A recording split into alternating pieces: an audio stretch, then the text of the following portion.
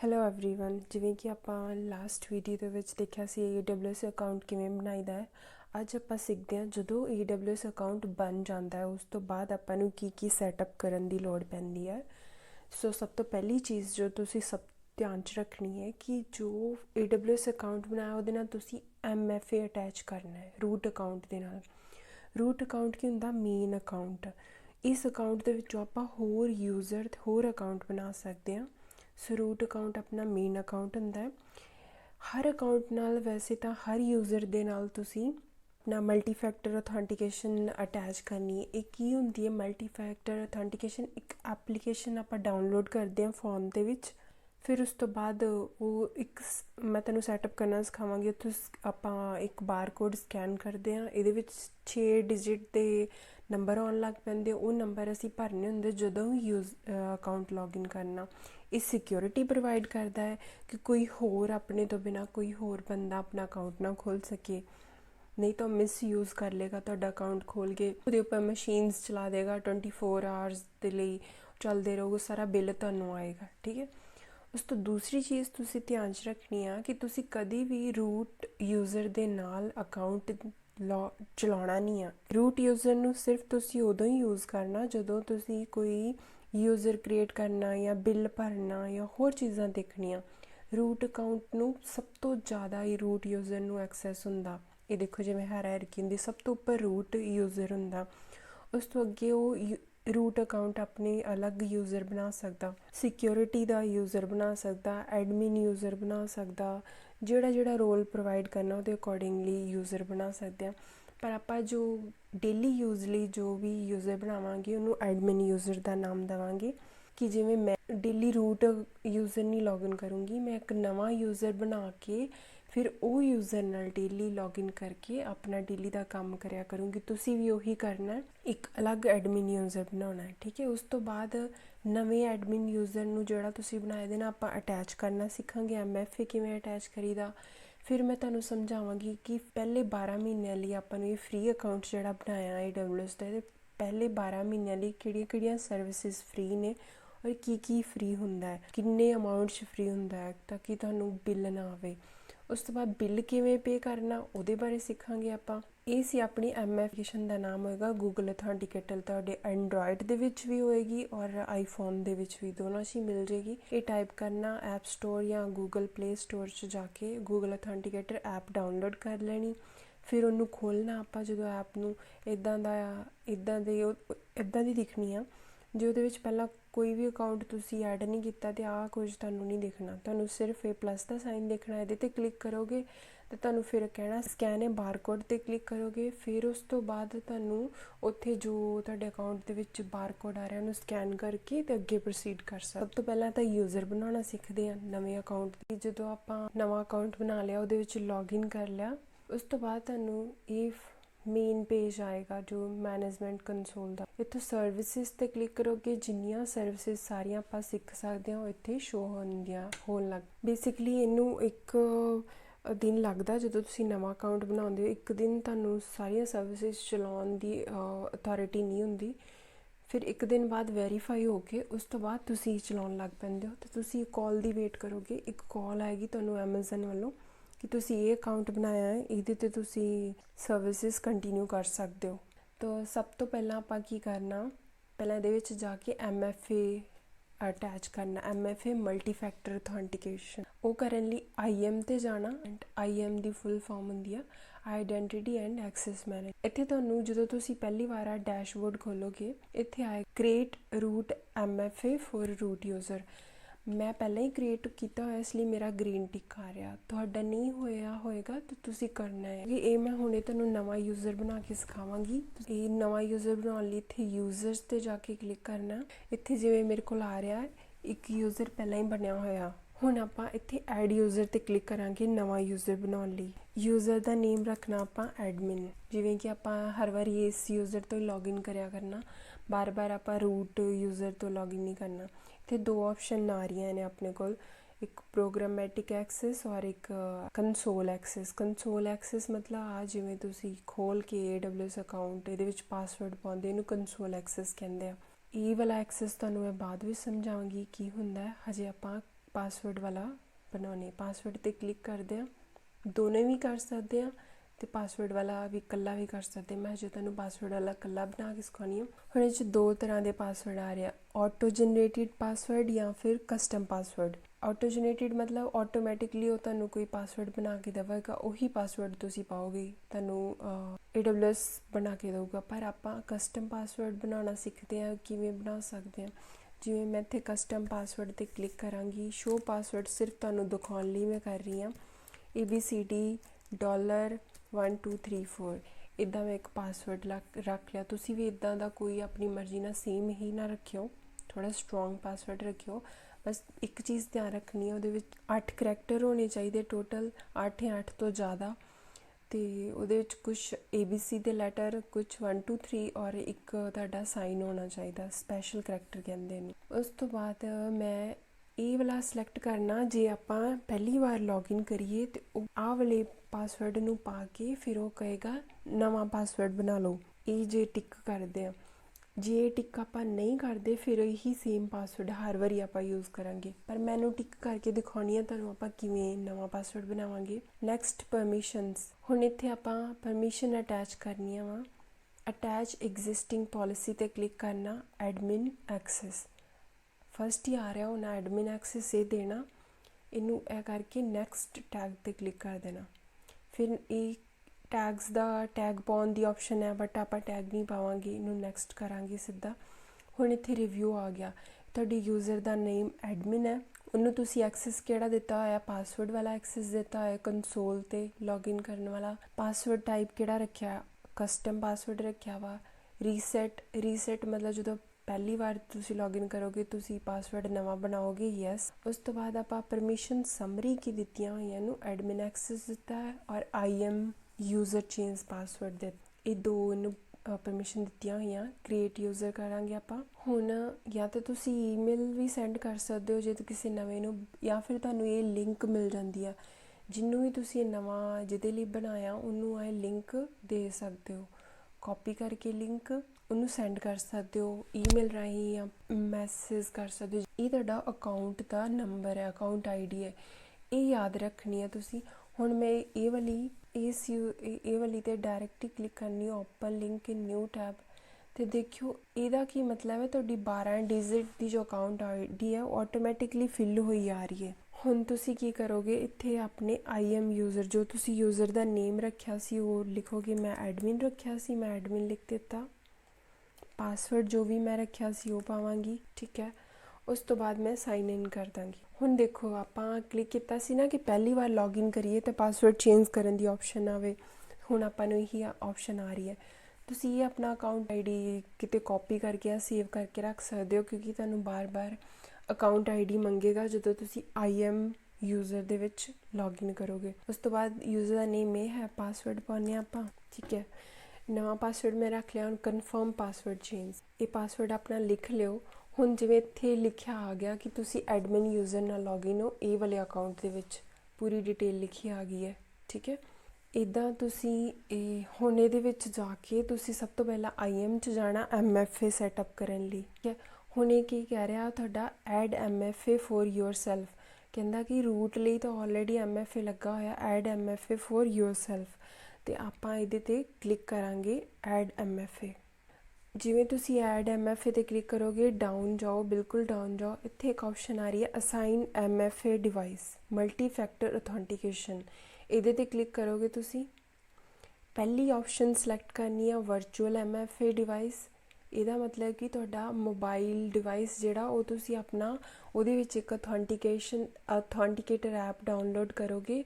ਉਹਦੇ ਰਾਹੀਂ ਤੁਸੀਂ ਹਰ ਵਾਰੀ ਉਹਦੇ ਵਿੱਚ ਜੋ ਕੋਡ ਆਊਗਾ ਉਹ ਕੋਡ ਪਾ ਕੇ, ਜਿਵੇਂ ਆਪਾਂ ਨੂੰ OTP ਆਉਂਦੀ ਆ ਕਿਸੇ ਟ੍ਰਾਂਜੈਕਸ਼ਨ ਲਈ, ਸੇਮ ਉੱਦਾਂ ਆਪਾਂ ਨੂੰ ਇੱਕ 6 ਡਿਜਿਟ ਦਾ ਕੋਡ ਮਿਲਿਆ ਕਰੇਗਾ।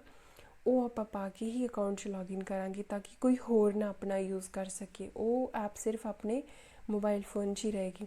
ਕੰਟੀਨਿਊ ਕਰਦੇ ਹਾਂ। ਹੁਣ ਸ਼ੋ QR ਕੋਡ 'ਤੇ ਕਲਿੱਕ ਕਰਨਾ। ਉਹ ਜਿਹੜੀ ਤੁਹਾਨੂੰ ਮੈਂ ਅਥੈਂਟੀਕੇਟਿੰਗ ਦੀ ਐਪ ਦਿਖਾਈ ਸੀ, ਇਹ ਵਾਲੀ ਐਪ ਡਾਊਨਲੋਡ ਕਰਕੇ ਇਹਦਾ ਫਸਟ ਪੇਜ ਹੀ ਆਏਗਾ। ਇੱਥੇ ਪਲੱਸ 'ਤੇ ਕਲਿੱਕ ਕਰਨਾ ਤੁਸੀਂ, ਸਕੈਨ ਏ ਬਾਰਕੋਡ। ਜਦੋਂ ਸਕੈਨ ਏ ਬਾਰਕੋਡ ਦੀ ਆਪਸ਼ਨ ਆਉਂਦੀ ਹੈ ਉਦੋਂ ਤੁਸੀਂ ਇਹਨੂੰ ਸਕੈਨ ਕਰਨਾ। ਜਿਵੇਂ ਤੁਸੀਂ ਇਹਨੂੰ ਸਕੈਨ ਕਰੋਗੇ ਤੁਹਾਡੀ 6 ਡਿਜਿਟ ਦੇ ਨੰਬਰ ਤੁਹਾਡੇ 30 ਸੈਕਿੰਡ ਬਾਅਦ ਚੇਂਜ ਹੋਣ ਲੱਗ 6 ਡਿਜਿਟ ਹੋਣਗੇ। ਉਹ ਪਹਿਲਾਂ ਇੱਥੇ ਪਾਉਣਾ, ਫਿਰ ਤੁਸੀਂ 30 ਸੈਕਿੰਡ ਵੇਟ ਕਰਨਾ, ਜਦੋਂ ਬਦਲ ਗਿਆ ਫਿਰ ਦੂਸਰਾ ਇੱਥੇ ਪਾਉਣਾ। ਜਦੋਂ ਤੁਸੀਂ ਇਹ ਦੋਨੋਂ ਪਾ ਲਓਗੇ ਉਸ ਤੋਂ ਬਾਅਦ ਇਹ ਤੁਹਾਡਾ, ਮੈਂ ਆਪਣੀ ਐਪ ਦੇ ਵਿੱਚ ਕਰਕੇ ਦੇਖਦੀ ਹਾਂ। ਸਕੈਨ QR ਕੋਡ, ਜਿਵੇਂ ਮੈਂ ਸਕੈਨ ਕੀਤਾ ਮੇਰੇ ਇੱਥੇ ਸ਼ੋ ਹੋਣ ਲੱਗ ਪਿਆ। ਠੀਕ ਹੈ, ਹੁਣ ਮੈਨੂੰ ਨੰਬਰ ਡਿਜਿਟ ਆਉਣ ਲੱਗ ਪਏ 6 ਡਿਜਿਟ ਦੇ। ਇੱਥੇ ਮੈਂ ਪਾਉਂਦੀ ਹਾਂ, ਇਹ ਬਦਲਦੇ ਰਹਿੰਦੇ, ਕਦੀ ਵੀ ਸੇਮ ਨਹੀਂ ਰਹਿੰਦਾ। ਠੀਕ ਹੈ, ਹੁਣ ਇੱਕ ਵਾਰੀ ਮੈਂ ਪਾਤਾ, ਹਜੇ ਹੁਣ ਇਹਨੂੰ ਬਦਲਣ 'ਚ 15 to 10 ਸੈਕਿੰਡ ਲੱਗਦੇ ਆ। ਹੁਣ ਇਹ ਬਦਲ ਚੱਲਿਆ, ਜਿਵੇਂ ਬਦਲਿਆ ਨਵਾਂ ਆਇਆ, ਹੁਣ ਮੈਂ ਨਵਾਂ ਪਾਤਾ। ਠੀਕ ਹੈ, 2 ਪਾਤੇ ਅਤੇ ਮੈਂ ਅਸਾਈਨ MFA 'ਤੇ ਕਲਿੱਕ ਕਰਤਾ। ਹੁਣ ਇੱਥੇ ਆਉਣ ਲੱਗ ਪਿਆ you have successfully assigned virtual MFA। ਆਪਾਂ ਅਸਾਈਨ ਕਰ ਲਿਆ, ਇਹਨੂੰ ਕਲੋਜ਼ ਕਰ ਲਈਏ। ਠੀਕ ਹੈ, ਹੁਣ ਆਪਾਂ ਜਦੋਂ ਵੀ ਲੌਗਇਨ ਕਰਾਂਗੇ, ਹੁਣ ਆਪਾਂ ਇਹਨਾਂ ਨੂੰ ਸਾਰਿਆਂ ਨੂੰ ਕਲੋਜ਼ ਕਰ ਦਿੰਦੇ ਹਾਂ। ਹੁਣ ਜਦੋਂ ਵੀ ਲੌਗਇਨ ਕਰਨਾ ਹੋਊਗਾ AWS ਅਕਾਊਂਟ ਦੇ ਵਿੱਚ, ਆਪਾਂ ਨੂੰ ਇਹ MFA ਪਾਉਣਾ ਪਊ। ਚਲੋ ਮੈਂ ਤੁਹਾਨੂੰ ਪਾ ਕੇ ਦਿਖਾਉਂਦੀ ਹਾਂ। ਇਹ ਤੁਹਾਡੀ ਅਕਾਊਂਟ ID ਹੈ, ਇੱਥੇ ਪਾਉਣੀ। ਪਹਿਲਾਂ ਇੱਥੇ 2 ਆਪਸ਼ਨਸ ਆਉਂਦੀਆਂ ਨੇ।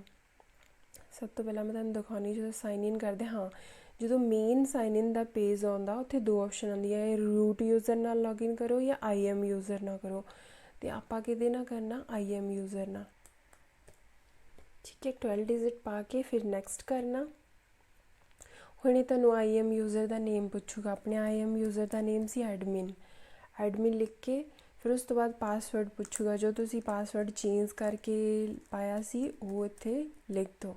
ਠੀਕ ਹੈ, ਉਸ ਤੋਂ ਬਾਅਦ ਤੁਸੀਂ ਰਿਮੈਂਬਰ ਦਿਸ ਅਕਾਊਂਟ 'ਤੇ ਕਲਿੱਕ ਕਰੋਗੇ ਅਤੇ ਰਿਮੈਂਬਰ ਕਰ ਲਏਗਾ। ਅਗਲੀ ਵਾਰ ਜਦੋਂ ਤੁਸੀਂ ਲੌਗਇਨ ਕਰੋਗੇ ਆਟੋਮੈਟਿਕਲੀ ਇਹ ਸਾਰਾ ਕੁਝ ਫਿਲਡ ਆਏਗਾ। ਪਰ ਬੈਟਰ ਹੈ ਕਿ ਤੁਸੀਂ ਨਾ ਰਿਮੈਂਬਰ ਕਰੋ, ਨਹੀਂ ਤਾਂ ਤੁਹਾਡੇ ਲੈਪਟਾਪ ਨੂੰ ਜੋ ਵੀ ਖੋਲ੍ਹ ਸਕਦਾ ਹੋਇਆ ਲੈਪਟਾਪ ਉਹ ਤੁਹਾਡਾ ਲੌਗਇਨ ਕਰ ਲੂਗਾ। ਅਤੇ ਮੈਂ ਰਿਮੈਂਬਰ 'ਤੇ ਨਹੀਂ ਕਲਿੱਕ ਕਰ ਰਹੀ, ਸਾਈਨ ਇਨ ਕਰਦੇ ਹਾਂ। ਹੁਣ ਇੱਥੇ ਕੀ ਆ ਰਿਹਾ, MFA ਕੋਡ ਪਾਉਣ ਦੀ ਆ ਰਿਹਾ। ਹੁਣ ਤੁਹਾਡੀ ਐਪਲੀਕੇਸ਼ਨ ਖੋਲ੍ਹੋਗੇ ਤੁਸੀਂ, ਉਹ ਜਿਹੜੀ ਆਪਾਂ ਡਾਊਨਲੋਡ ਕੀਤੀ ਸੀ ਉਹਦੇ ਵਿੱਚ ਤੁਹਾਨੂੰ ਕੋਡ ਆ ਰਿਹਾ ਹੋਊਗਾ ਐਡਮਿਨ ਯੂਜ਼ਰ ਦੇ ਨਾਮ ਨਾਲ ਇੱਕ ਕੋਡ। ਇੱਕ ਤੁਹਾਡਾ ਰੂਟ ਯੂਜ਼ਰ ਦੇ ਨਾਮ ਨਾਲ ਕੋਡ ਆ ਰਿਹਾ ਹੁੰਦਾ, ਇੱਕ ਤੁਹਾਡਾ ਐਡਮਿਨ ਯੂਜ਼ਰ ਨੇ। 2 ਐਡ ਹੋ ਜਾਣੇ ਜਦੋਂ ਤੁਸੀਂ ਰੂਟ ਅਤੇ ਐਡਮਿਨ ਦੋਨਾਂ ਲਈ ਬਣਾ ਲਿਆ। ਮੈਂ ਹੁਣ ਮੇਰੇ ਕੋਲ 2 ਆ ਰਹੇ, ਦੋਵਾਂ 'ਚੋਂ ਮੈਂ ਐਡਮਿਨ ਵਾਲੇ ਯੂਜ਼ਰ ਦਾ ਕੋਡ ਇੱਥੇ ਪਾਵਾਂਗੀ। ਠੀਕ ਹੈ, ਉਸ ਤੋਂ ਬਾਅਦ ਸਬਮਿਟ ਕਰ ਦਾਂਗੇ ਅਤੇ ਇਸ ਤਰ੍ਹਾਂ ਇਹ ਮੇਰਾ ਲੌਗਇਨ ਹੋ ਗਿਆ। ਇਹ ਤਾਂ ਸੀ ਆਪਣੀ ਐਡਮਿਨ ਯੂਜ਼ਰ ਬਣਾਉਣ ਦੀ ਪੂਰੀ ਪ੍ਰੋਸੈਸ ਕੀ ਹੁੰਦੀ ਆ। ਰੂਟ ਯੂਜ਼ਰ 'ਚ ਲੌਗਇਨ ਕਰਕੇ ਤੁਹਾਨੂੰ ਬਿਲਿੰਗ ਬਾਰੇ ਥੋੜ੍ਹੀ ਨੌਲੇਜ ਦਿੰਦੀ ਆ। ਦੇਖੋ, sign in using root user 'ਤੇ ਕਲਿੱਕ ਕਰਨਾ। ਜੋ ਮੇਰੀ ID ਹੈ ਰੂਟ ਯੂਜ਼ਰ ਦੀ ਮੈਂ ਇੱਥੇ ਪਾਵਾਂਗੀ। ਉਸ ਤੋਂ ਬਾਅਦ ਇੱਕ ਸਿਕਿਉਰਿਟੀ ਕੈਪਚਾ ਜੋ ਵੀ ਇੱਥੇ ਸ਼ੋ ਹੋ ਰਿਹਾ ਉਹਨੂੰ ਵੇਖ ਕੇ ਆਪਾਂ ਪਾਉਣਾ ਧਿਆਨ ਨਾਲ। ਉਸ ਤੋਂ ਬਾਅਦ ਪਾਸਵਰਡ ਪਾਉਣਾ ਆਪਣਾ ਤੁਸੀਂ। ਉਸ ਤੋਂ ਬਾਅਦ MFA ਮੰਗੇਗਾ ਇਹਦਾ ਵੀ, ਰੂਟ ਯੂਜ਼ਰ ਦਾ ਵੀ। ਆਪਾਂ ਰੂਟ ਯੂਜ਼ਰ ਦਾ ਵੀ MFA ਪਾਵਾਂਗੇ। ਉਹੀ ਅਥੈਂਟੀਕੇਟਰ ਐਪ ਖੋਲ੍ਹਣੀ ਆਪਾਂ, ਉਹਦੇ ਵਿੱਚ ਰੂਟ ਯੂਜ਼ਰ ਦੇ ਨਾਮ ਤੋਂ ਜਿਹੜਾ MFA ਆ ਰਿਹਾ ਉਹਨੂੰ ਪਾਉਣਾ। ਸਬਮਿਟ। ਹੁਣ ਮੈਂ ਰੂਟ ਯੂਜ਼ਰ ਤੋਂ ਲੌਗਇਨ ਹੋ ਗਈ ਹਾਂ। ਇੱਥੇ ਤੁਸੀਂ ਸਭ ਤੋਂ ਪਹਿਲਾਂ ਬਿਲਿੰਗ ਡੈਸ਼ਬੋਰਡ 'ਤੇ ਜਾਣਾ। ਬਿਲਿੰਗ ਡੈਸ਼ਬੋਰਡ 'ਚ ਜਾ ਕੇ ਬਿਲਸ 'ਤੇ ਕਲਿੱਕ ਕਰੋਗੇ ਅਤੇ ਜਿੰਨਾ ਤੁਹਾਡਾ ਬਿੱਲ ਬਣਿਆ ਹੋਏਗਾ ਇੱਥੇ ਆ ਜਾਏਗਾ। ਠੀਕ ਹੈ, ਮਾਰਚ ਮਹੀਨੇ ਦਾ ਜਾਂ ਫੈਬਰੀ ਮੰਥ ਦਾ ਜਿੰਨਾ ਸੀ, ਫੈਬਰੀ ਦਾ ਵੀ ਮੇਰਾ 0 ਹੈ, ਮਾਰਚ ਦਾ ਵੀ 0 ਹੈ। ਠੀਕ ਹੈ, ਉਸ ਤੋਂ ਬਾਅਦ ਜਦੋਂ ਤੁਸੀਂ ਪੇਮੈਂਟ ਮੈਥਡ 'ਤੇ ਕਲਿੱਕ ਕਰੋਗੇ, ਇੱਧਰ ਲੈਫਟ ਸਾਈਡ 'ਤੇ ਪੇਮੈਂਟ ਮੈਥਡ, ਇੱਥੇ ਤੁਹਾਡਾ ਸ਼ੋ ਹੁੰਦਾ ਰਹਿੰਦਾ। ਜੇ ਤੁਹਾਡਾ ਬਿੱਲ ਬਣਿਆ ਹੋਊਗਾ ਤੁਸੀਂ ਪੇਮੈਂਟ ਮੈਥਡ 'ਤੇ ਕਲਿੱਕ ਕਰੋਗੇ।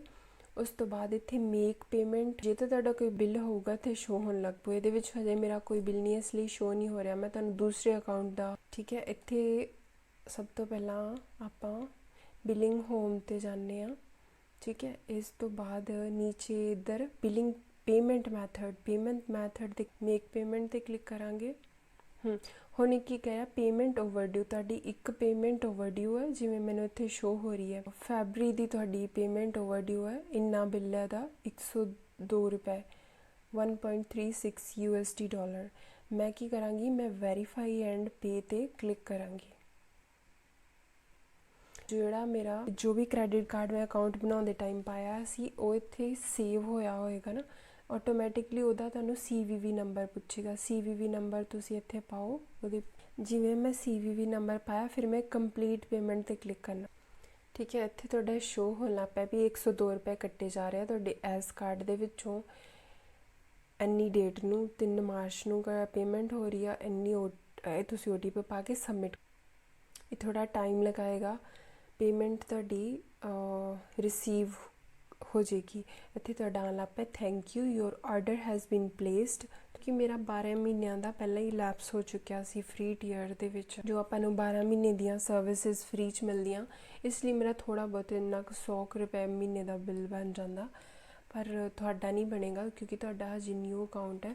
ਤੁਹਾਨੂੰ ਕੀ ਫ੍ਰੀ ਮਿਲੇਗਾ ਇਹ ਵੀ ਆਪਾਂ ਦੇਖ ਲੈਂਦੇ ਹਾਂ। ਇੱਥੇ ਫ੍ਰੀ ਕਲਾਊਡ ਕੰਪਿਊਟਿੰਗ ਸਰਵਿਸਿਜ਼ 'ਤੇ ਕਲਿੱਕ ਕਰਨਾ। ਜਿਵੇਂ ਹੁਣ ਤੁਸੀਂ ਜਿਹੜਾ ਅਕਾਊਂਟ ਬਣਾਇਆ ਇਹਦੇ ਵਿੱਚ ਤੁਹਾਡਾ AWS ਫ੍ਰੀ ਟਾਇਰ ਦੇ ਵਿੱਚ ਤੁਹਾਨੂੰ ਕੀ ਫ੍ਰੀ ਮਿਲਦਾ ਹੈ। ਠੀਕ ਹੈ, 12 ਮਹੀਨਿਆਂ ਲਈ ਤੁਹਾਨੂੰ ਇਹ ਸਰਵਿਸਿਜ਼ ਫ੍ਰੀ ਹੁੰਦੀਆਂ। ਇੱਥੇ ਆਪਾਂ ਕਲਿੱਕ ਕਰਨਾ 12 ਮੰਥਸ ਫ੍ਰੀ। 12 ਮੰਥ ਕਿਹੜੀਆਂ ਸਰਵਿਸਿਜ਼ ਫ੍ਰੀ ਨੇ ਦੇਖੋ। ਫ੍ਰੀ ਟੀਅਰ ਦੇ ਵਿੱਚ ਤੁਹਾਨੂੰ 12 ਮਹੀਨਿਆਂ ਲਈ ਹਰ ਮਹੀਨੇ per month 750 hours EC2 machine ਚਲਾਉਣ ਦੇ 750 ਆਵਰ ਤੁਹਾਨੂੰ ਫ੍ਰੀ ਹੁੰਦੇ ਆ। ਜੇ ਤੁਸੀਂ ਕੋਈ EC2 ਮਸ਼ੀਨ 750 ਆਵਰ ਤੋਂ ਜ਼ਿਆਦਾ ਚਲਾਓਗੇ ਇੱਕ ਮਹੀਨੇ ਦੇ ਅੰਦਰ ਤਾਂ ਤੁਹਾਨੂੰ ਫਿਰ ਚਾਰਜ ਪਏਗਾ। ਇਹ ਧਿਆਨ ਰੱਖਣਾ, ਜਦੋਂ ਵੀ ਕੋਈ ਮਸ਼ੀਨ ਲਾਂਚ ਕਰਨੀ, ਤੁਸੀਂ EC2 ਮਸ਼ੀਨ ਲਾਂਚ ਕਰਨੀ ਆ, ਉਹਨੂੰ ਜਿੰਨੀ ਦੇਰ ਚਲਾਓ, ਫਿਰ ਉਹਨੂੰ ਜਾਂ ਤਾਂ ਸਟਾਪ ਕਰ ਦਿਓ ਜਾਂ ਟਰਮੀਨੇਟ ਕਰ, ਅਤੇ ਤੁਹਾਨੂੰ ਚਾਰਜ ਪਏਗਾ ਉਹਦਾ ਜੇ ਉਹ 750 ਆਵਰਸ ਤੋਂ ਜ਼ਿਆਦਾ ਕ੍ਰੋਸ ਕਰ ਜੇ। ਇਹਦੇ ਵਿੱਚ ਤੁਹਾਡੀਆਂ ਸਿਰਫ T2 ਮਾਈਕਰੋ ਅਤੇ T3 ਮਾਈਕਰੋ 2 ਤਰ੍ਹਾਂ ਦੀਆਂ ਮਸ਼ੀਨਸ ਤੁਸੀਂ ਇਹ ਫ੍ਰੀਲੀ ਚਲਾ ਸਕਦੇ ਹੋ 750 ਆਵਰਸ, ਜਾਂ T2 ਮਾਈਕਰੋ ਜਾਂ T3 ਮਾਈਕਰੋ। ਉਸ ਤੋਂ ਬਾਅਦ Amazon S3 ਦੇ 5GB ਤੁਹਾਨੂੰ ਫ੍ਰੀ ਮਿਲਦੇ ਆ। 5GB ਤੋਂ ਜ਼ਿਆਦਾ ਅਗਰ ਤੁਸੀਂ ਯੂਜ਼ ਕਰੋਗੇ ਤਾਂ ਉਹਦਾ ਤੁਹਾਨੂੰ ਚਾਰਜ ਲੱਗੇਗਾ। ਔਰ ਇਸ ਤੋਂ ਬਾਅਦ RDS ਕੀ ਹੁੰਦਾ, ਡੇਟਾਬੇਸ ਦੀ DB.T2 ਮਾਈਕਰੋ ਮਸ਼ੀਨ ਅਗਰ ਤੁਸੀਂ ਇਹਦੇ ਨਾਲ ਡੇਟਾਬੇਸ ਖਰੀਦੋਗੇ ਤਾਂ 750 ਤੁਹਾਨੂੰ ਫ੍ਰੀ ਮਿਲਣੇ ਆ। ਜੇ ਇਸ ਤੋਂ ਜ਼ਿਆਦਾ ਤੁਸੀਂ ਪਰ ਮੰਥ ਡੇਟਾਬੇਸ ਚਲਾਓਗੇ ਤਾਂ ਉਹਦਾ ਤੁਹਾਨੂੰ ਚਾਰਜ ਲੱਗੇਗਾ। ਇਸ ਤਰ੍ਹਾਂ ਇਹ ਸਾਰੀਆਂ ਸਰਵਿਸਿਜ਼ ਹੈ, ਜਿਵੇਂ ਆਪਾਂ ਅੱਗੇ ਕਰਦੇ ਜਾਵਾਂਗੇ ਮੈਂ ਤੁਹਾਨੂੰ ਦਿਖਾਉਂਦੀ ਜਾਵਾਂਗੀ ਵੀ ਇਹ ਇੰਨੀ ਫ੍ਰੀ ਹੈ। ਠੀਕ ਹੈ, ਇਹ ਆਪਾਂ ਹੌਲੀ ਅੱਗੇ ਕਰਦੇ ਹਾਂ। ਜਿੱਥੋਂ ਤੁਹਾਨੂੰ ਆਲਰੇਡੀ ਸਾਰੀਆਂ ਸਰਵਿਸਿਜ਼ ਦਾ ਪਤਾ ਤਾਂ ਤੁਸੀਂ ਇੱਦਾਂ ਇੱਥੇ ਆ ਕੇ ਖੋਲ੍ਹ ਕੇ ਦੇਖ ਸਕਦੇ ਹੋ ਫ੍ਰੀ AWS ਫ੍ਰੀ ਅਕਾਊਂਟ। ਆਪਾਂ ਮਲਟੀ ਫੈਕਟਰ ਅਥੈਂਟੀਕੇਸ਼ਨ ਕਰਨੀ ਵੀ ਸਿੱਖ ਲਈ। ਉਸ ਤੋਂ ਬਾਅਦ ਆਪਾਂ ਐਡਮਿਨ ਯੂਜ਼ਰ ਬਣਾਉਣਾ ਵੀ ਸਿੱਖ ਲਿਆ। ਫਿਰ ਉਹਦੇ ਨਾਲ ਆਪਾਂ MFA ਵੀ ਅਟੈਚ ਕਰ ਲਿਆ। ਫਿਰ ਫ੍ਰੀ ਸਰਵਿਸਿਜ਼ ਜਿਹੜੀਆਂ 12 ਮਹੀਨਿਆਂ ਦੀਆਂ ਉਹਦੇ ਵਿੱਚ ਕੀ ਫ੍ਰੀ ਮਿਲਦਾ ਹੈ। ਠੀਕ ਹੈ, ਫਿਰ ਬਿੱਲ ਪੇ ਕਰਨਾ ਵੀ ਆਪਾਂ ਸਿੱਖ ਲਿਆ, ਬਿੱਲ ਕਿਵੇਂ ਪੇ ਕਰਨਾ ਹੈ। ਹੁਣ ਕੀ ਹੈ ਕਿ ਜੇ ਤੁਸੀਂ ਬਿੱਲ ਨਹੀਂ ਪੇ ਕਰੋਗੇ ਤਾਂ ਕੀ ਹੋਏਗਾ, ਜੇ ਤੁਸੀਂ 3 ਮਹੀਨੇ ਤੱਕ ਬਿੱਲ ਪੇ ਨਹੀਂ ਕਰੋਗੇ ਤੁਹਾਡਾ ਅਕਾਊਂਟ ਸਸਪੈਂਡ ਹੋ ਜਾਏਗਾ। ਠੀਕ ਹੈ, AWS ਤੁਹਾਡਾ ਅਕਾਊਂਟ ਸਸਪੈਂਡ ਕਰ ਦੇਗਾ। ਹੁਣ ਸਸਪੈਂਡ ਅਕਾਊਂਟ ਨੂੰ ਤੁਸੀਂ 60 ਦਿਨਾਂ ਦੇ ਅੰਦਰ ਜੇ ਤੁਸੀਂ ਉਹਨੂੰ ਬਿੱਲ ਨਹੀਂ ਪੇ ਕਰੋਗੇ ਤਾਂ ਤੁਹਾਡੀਆਂ ਜੋ ਮਸ਼ੀਨਸ, ਜੋ ਡੇਟਾ ਤੁਸੀਂ ਸਟੋਰ ਕੀਤਾ ਹੋਇਆ AWS ਅਕਾਊਂਟ 'ਤੇ, ਉਹ ਸਾਰਾ ਦਾ ਸਾਰਾ ਡਿਲੀਟ ਕਰ ਦੂਗਾ AWS ਅਗਲੇ 2 ਮਹੀਨਿਆਂ ਤੱਕ। ਠੀਕ ਹੈ, 3 ਮਹੀਨਿਆਂ ਤੋਂ ਬਾਅਦ ਅਗਲੇ 2 ਮਹੀਨਿਆਂ ਤੱਕ ਪਹਿਲਾਂ ਸਸਪੈਂਡ ਹੋਊਗਾ ਤੁਹਾਡਾ ਅਕਾਊਂਟ।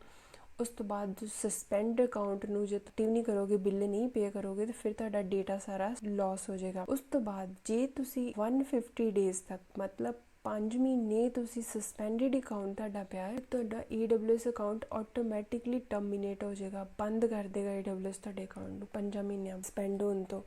ਇਸ ਲਈ ਤੁਸੀਂ ਆਪਣਾ ਹਰ ਮਹੀਨੇ ਬਿੱਲ ਜ਼ਰੂਰ ਇੱਥੋਂ ਬਿਲਿੰਗ ਡੈਸ਼ਬੋਰਡ ਖੋਲ੍ਹ ਕੇ ਸਭ ਤੋਂ ਪਹਿਲਾਂ ਇੱਥੇ ਕਲਿੱਕ ਕਰਨਾ, ਫਿਰ ਬਿਲਿੰਗ ਡੈਸ਼ਬੋਰਡ ਕਲਿੱਕ ਕਰਨਾ, ਫਿਰ ਉਸ ਤੋਂ ਬਾਅਦ ਪੇਮੈਂਟ ਮੈਥਡ 'ਤੇ ਜਾਣਾ। ਪੇਮੈਂਟ ਮੈਥਡ 'ਤੇ ਜਾ ਕੇ ਫਿਰ ਮੇਕ ਪੇਮੈਂਟ ਕਰਨੀ ਹੈ। ਠੀਕ ਹੈ, ਜੋ ਵੀ ਤੁਹਾਡਾ ਬਿੱਲ ਹੋਏਗਾ ਇੱਥੇ ਸ਼ੋ ਹੋਣ ਲੱਗ ਪਏਗਾ, ਉਹਨੂੰ ਪੇ ਕਰੋ ਅਤੇ ਵੈਰੀਫਾਈ ਕਰੋ। ਬਸ ਇੰਨਾ ਕੰਮ ਹੈ। ਚਲੋ ਅੱਜ ਦੀ ਵੀਡੀਓ 'ਚ ਬਸ ਇਹੀ ਸੀ। ਆਪਾਂ ਅੱਜ ਇਹ ਕੁਛ ਬਣਾਉਣਾ ਸਿੱਖ ਲਿਆ, ਸਾਰਾ ਕੁਛ ਕਰਨਾ। ਮਿਲਦੇ ਅਗਲੀ ਵੀਡੀਓ 'ਚ। Thank you, bye bye.